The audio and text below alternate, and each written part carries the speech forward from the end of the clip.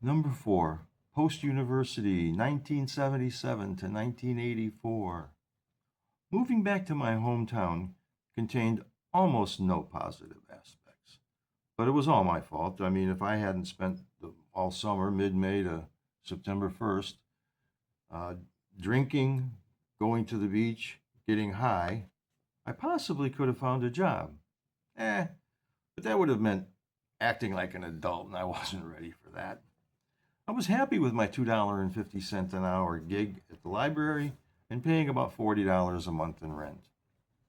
Finding myself jobless when the new school year began, and my parents expecting a return on their investment before I turned 30, I found myself back in my old bedroom.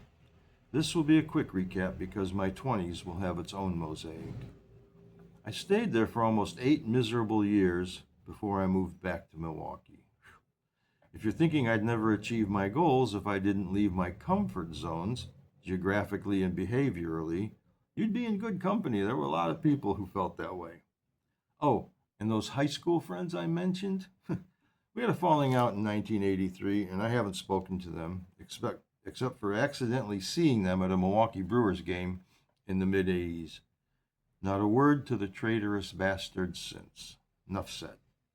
Number 5, the Milwaukee years, 1984 to 1992. Returning to the city where I attended college proved to me that I still wasn't ready to be a responsible adult, and the universe seemed to agree with me. It gave me a job that paid me more than my first one.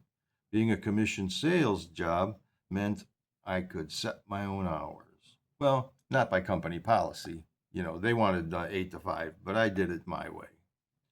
The only thing I needed to do was keep this cushy job was to sell more chocolate bars than the previous year. And I was able to do that mainly by making phone calls from home while my hangovers wore off. I gradually designed a yearly social activity schedule. I joined a group of guys who had 2 season tickets for the Milwaukee Brewers, and they needed someone who could attend the Thursday afternoon games. There were 10 of them because they all worked jobs that wouldn't allow them to take time off. Yep, that's me. Since I didn't really work my job, I could go to those Thursday afternoon games. Lots of people sitting around me were bar owners, right? Because their bars were open in the evening, and so it's Thursday afternoon. And I knew most of them. I'd buy a round early in the game for everybody and drink free for the rest of it, thanks to their largesse. In the winter, I went to Marquette basketball games. I also saw the Milwaukee Bucks play regularly because of the bar connections I had. I never asked for free tickets. They were offered to me.